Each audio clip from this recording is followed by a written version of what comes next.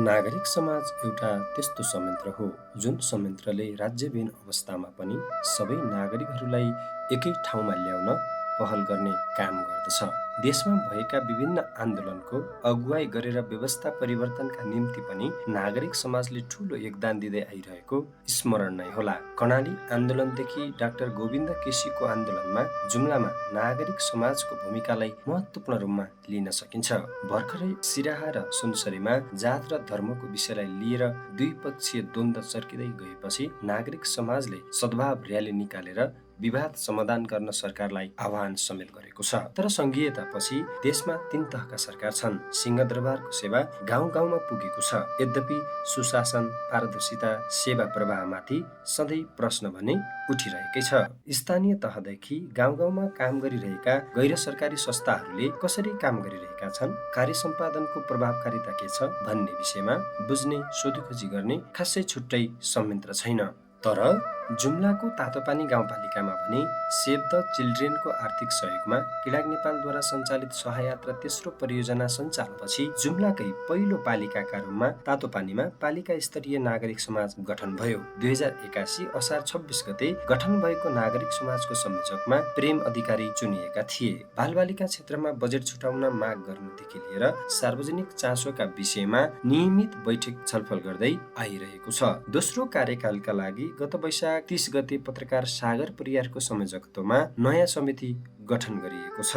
सबै क्षेत्रको प्रतिनिधित्व हुने गरी गठित समितिमा 19 जना सदस्य छन्। स्वाभाविक रूपमा नयाँ समिति र संयोजक प्रति नागरिक समाजको भूमिका अर्थपूर्ण हुनेमा सदस्यहरू निकै आशावादी छन्। तर समन्वय र सहकार्य बिना कुनै पनि क्षेत्रको वकालत गर्नु, आवाज उठाउनु फलामको चिउरा छपाउनु जस्तै हो। यद्यपि स्रोत साधन बिना पनि समृद्ध तातोपानी बनाउने अभियान सहित नागरिक समाजले आफूले सके जति काम गर्दै आइरहेको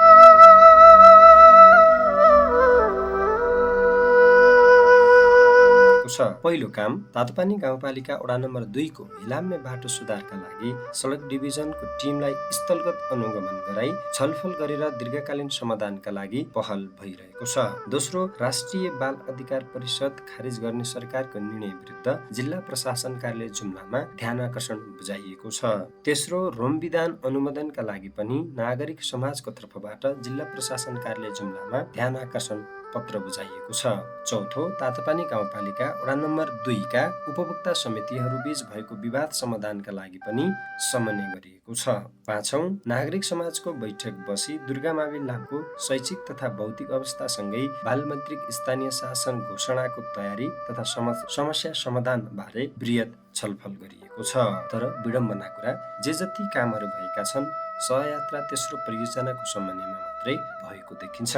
नागरिक समाज सहयात्रा तेस्रो परियोजनाको मात्रै हो कि भन्ने बुझाइ पालिकादेखि यहाँ काम गर्ने गैर सरकारी संस्थाहरूमा परेको देखिएको छ। पछिल्लो समय पालिकाको सार्वजनिक सुनवाईदेखि विद्यालय अनुगमन लगायतका महत्त्वपूर्ण कार्यक्रममा समेत पालिकाले नागरिक समाजलाई उपेक्षा गर्यो। यसले समग्र नागरिकहरूको प्रश्न समेत उपेक्षा गरेको हामीलाई अनुभूति भयो। सहयात्रा तेस्रो परियोजना सकिएसँगै नागरिक समाजको भविष्य के हुने भन्ने चिन्ता उत्पन्न भएको छ। यसको अपनत्व पालिकाले लिने कि नलिने भन्ने विषय पनि अहिलेको प्रमुख विषय हो।